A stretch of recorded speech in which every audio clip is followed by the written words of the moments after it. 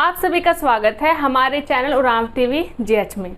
और पिछले क्लास में हमने जो किया था आज हम उसी को फॉलो करने वाले हैं। यानी कि पिछले क्लास में मैं आप लोगों को कुड़ुख में सेंटेंस करवाई थी, जिसे आप लोगों ने खुद से हिंदी में कन्वर्ट किया था और अपने आंसर्स को चेक किया था कि आप लोगों को कितना कुड़ुख आता है और कितना नहीं आता। क्योंकि इसमें बहुत ही अच्छा रिस्पॉन्स मिला तो इसीलिए मैं उसी को आज कंटिन्यू करूँगी। ठीक है, तो अगर आप लोग हमारे चैनल में नए हैं तो हमारे चैनल को सब्सक्राइब करना ना भूलें और जितना हो सके इस चैनल को जहां हो सके वहां पर आप लोग शेयर कर दीजिए, क्योंकि अभी तक इस चैनल की रीच वहां तक नहीं पहुंची है जिन्हें सच में इस तरीके की चैनल की ज़रूरत होती है। तो पहला सेंटेंस स्टार्ट करते हैं। आप लोगों को पैटर्न तो पता ही होगा ना कि पहले हम पॉज करते हैं, उसके बाद हम हिंदी लिखते हैं और उसके बाद हम चेक करते हैं। ठीक है, तो चलिए पहला सेंटेंस है एड़ा चपटा गही खेल हूँ बनी। चलिए पॉज कीजिए और जल्दी से लिखिए। उम्मीद करती हूँ कि आप लोगों ने लिख लिया होगा। चलिए अब मैं बता देती हूँ। एड़ा चपटा, एड़ा का मतलब क्या होता है? बकरी। ठीक है, और चपटा का मतलब होता है चमड़ा, स्किन। यानी मैंने जब बॉडी पार्ट करवाया था तो उसमें मैंने करवाया होगा। तो चपटा गही, एड़ा चपटा गही, गही का मतलब होता है से। खेल, खेल का मतलब क्या होता है? मांदर। ठीक है, एक म्यूजिकल इंस्ट्रूमेंट है। खेल हूँ यानी कि भी, बनी यानी कि बनता है। तो इसका हिंदी हो जाएगा बकरी चमड़ा से मांदर भी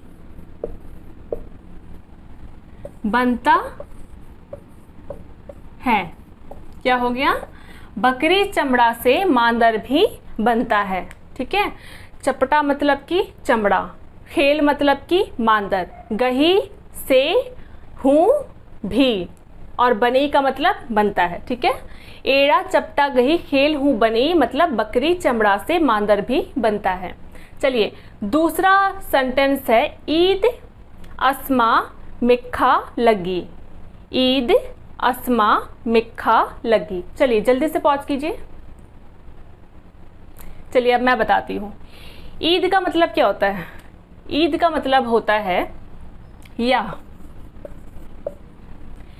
ईद का मतलब यह होता है। ठीक है, अच्छा, और दूसरी बात, ईद हम फीमेल के लिए यूज़ करते हैं। ठीक है, और तीसरी बात कि ईद निकट के लिए होता है, यानी कि यह निकट के लिए इस्तेमाल हो रहा है। मतलब कि मेरे पास कोई फीमेल है तो मैं उसके लिए ईद वर्ड यूज़ करूँगी। ठीक है, और ईद एक वचन में आता है। ठीक है, हम एक औरत की बात करेंगे तब इसे इस्तेमाल करेंगे। अगर ज़्यादा औरत की बात करते, अगर हमें ये कहना पड़ता, अगर हमें ये कहना होता ये, तो हम कहते ईर। इसका बहुवचन है ईर और ये है एक वचन। ठीक है, इसका मतलब हो जाएगा ये और इसका मतलब है यह, और ये फीमेल के लिए इस्तेमाल हो रहा है। ठीक है, तो ईद अस्मा मिखा लगी यानी कि यह, अस्मा मतलब क्या होता है? रोटी। रोटी पका रही है। मिखना वर्ड रोटी के लिए इस्तेमाल होता है, इस चीज़ का ध्यान रखिएगा। ठीक है, अस्मा का मतलब होता है रोटी और मिखना का मतलब होता है पकाना। रोटी पकाने के लिए हम अस्मा मिखना वर्ड यूज़ करते हैं। ठीक है, तो इसका हिंदी हो जाएगा यह रोटी पका रही है। चलिए आगे बढ़ते हैं। थर्ड सेंटेंस है आद तंग आलस गे मंडी अर्स्त आली। आद तंग आलस गे मंडी अर्स्त आली। जल्दी से पॉज कीजिए और जल्दी से उसकी हिंदी लिखिए। उम्मीद करती हूँ कि आप लोगों ने सच में पॉज करके लिख लिया होगा। ठीक है, तो चलिए आद का मतलब देखते हैं। आद फीमेल के लिए इस्तेमाल होता है। ठीक है, याद रखिएगा, आद फीमेल के लिए इस्तेमाल होता है। और हूद, हूद भी फीमेल के लिए इस्तेमाल होता है। और इन दोनों का मतलब होता है वह। इसका मतलब भी वह होता है और इसका मतलब भी वह होता है। लेकिन अंतर क्या है? अंतर मैं बताती हूँ। आद का मतलब होता है वह, लेकिन ये दूर खड़ी या दूर की फीमेल के लिए इस्तेमाल होता है, ठीक है। और हुद ये पास की फीमेल के लिए हम इस्तेमाल करते हैं। जैसे कि अगर पास में कोई औरत खड़ी है, ठीक है, थर्ड पर्सन है, तो हम उसके लिए हुद इस्तेमाल करेंगे। अगर कोई थर्ड पर्सन है और वो फीमेल है और वो दूर है तो हम उसके लिए आद इस्तेमाल करेंगे, ठीक है। ये छोटा सा डिफरेंस यही वाला था, पास के लिए और दूर के लिए, और दोनों का मतलब होता है वह। तो आद का मतलब हो जाता है वह। आद तंग आलसगी यानी कि वह अपने पति गे यानी कि के लिए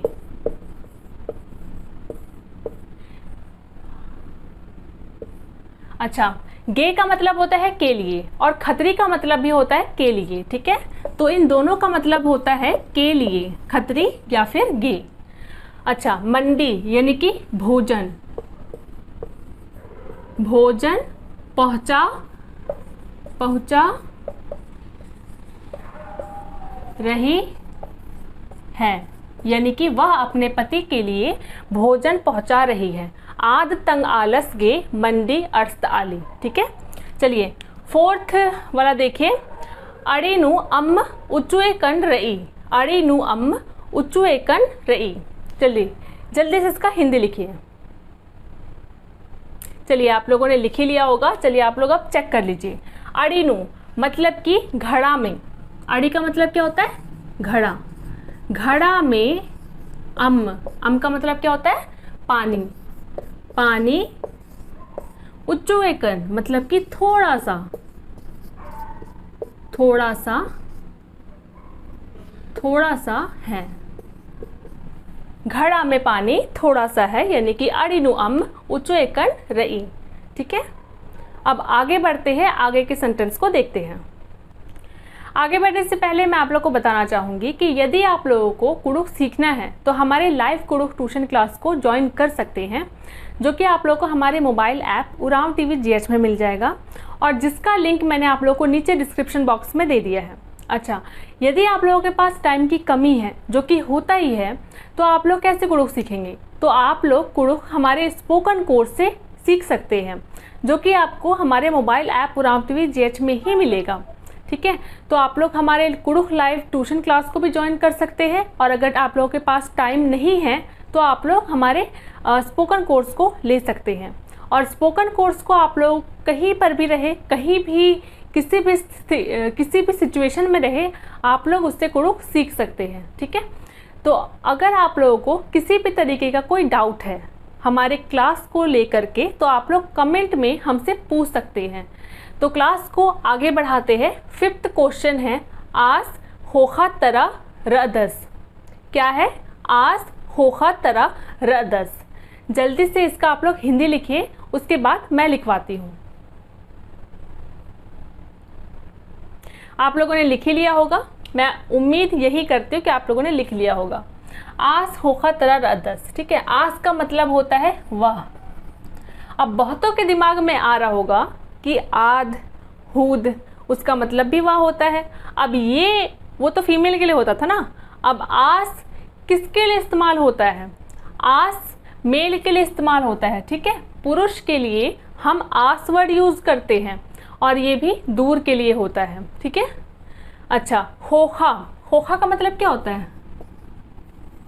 होखा का मतलब होता है पीछे, तरह की ओर, रदस, रदस मतलब कि है,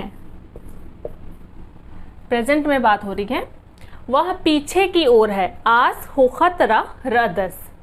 चलिए 6 नंबर देखिए, नीनिंग है हिद्दे बरा, नीनिंग है हिद्दे बरा। चलिए इसको भी जल्दी से कीजिए, आप लोगों ने कर ही लिया होगा। चलिए मैं बताती हूँ, नीन का मतलब क्या होता है? तुम, आप या तू, इन तीनों के लिए ही हम नीन का वर्ड इस्तेमाल करते हैं, ठीक है। नीन इंग है यानी कि मेरे। अच्छा, हिद्दे का मतलब क्या होता है? पास। अच्छा, गिच्छा का मतलब क्या होता है? कमेंट में मुझे बताइएगा। तुम मेरे पास आओ। नीन इंग है हिद्दे बरा। मेल के लिए इस्तेमाल हो रहा है ये सेंटेंस, तुम मेरे पास आओ। अच्छा, अगर फीमेल के लिए हमें इस्तेमाल करना होता तो क्या कहते, नीन इंघे हिद्दे बरय, बरय हो जाता वो, और वो बरा मेल के लिए है। आगे देखते हैं। 7वें नंबर का सेंटेंस है, इंदिरा या फिर कूबी नु चुड़चुड़ अम्म मल्ला। चलिए जल्दी लिखने की कोशिश कीजिए। चुड़चुड़ वर्ड मेरे हिसाब से आप लोगों के लिए नया है, क्योंकि मैंने ये वर्ड पहले नहीं कराया था। आप लोगों ने लिख लिया होगा। इंदिरा, या जिसे हम कूबी भी कहते हैं, जिसका हिंदी में मतलब होता है कुआं, नू यानी कि कुआं में, नू का मतलब क्या होता है, में। चुड़चुड़ यानी कि बिल्कुल,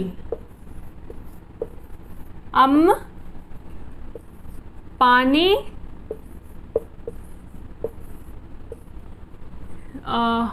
यहाँ लिख देती हूँ, नहीं है,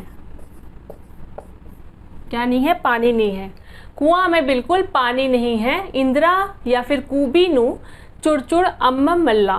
ठीक है। 8 नंबर का क्वेश्चन देखिए, आद अक्कुन बाचा। आद अक्कुन बाचा, आद हमने किया था ना, आद का मतलब होता है वह और दूर के लिए। ठीक है, जल्दी से कीजिए। चलिए मैं करवाती हूँ। आद अक्कुन बाचा यानी कि वह अभी, अक्कुन का मतलब क्या होता है, अभी, बाचा मतलब कि बोली, वह अभी बोली, आद अक्कुन बाचा। ये 2 ही क्वेश्चन बचे हुए हैं, तो जल्दी से इसे अच्छे से और सही करने की कोशिश कीजिएगा। ठीक है। तो 9th नंबर का क्वेश्चन है, एन मल्ला रना। क्या है, मैंने कहा एन मल्ला रना। जल्दी से कीजिए। चलिए मैं करवाती हूँ। एन का मतलब क्या होता है, एन एक सर्वनाम है जिसका मतलब होता है मैं। मल्ला रना यानी कि नहीं रह रहा हूँ, यानी कि मैं नहीं रह रहा हूँ। एन मल्ला रना। ठीक है। 10th नंबर का क्वेश्चन देखिए, एन उक्का या उक्का रअचकन। एन उक्का या फिर उक्का रअचकन, इसका जल्दी से कीजिए। चलिए मैं बताती हूँ। मैं बैठा था,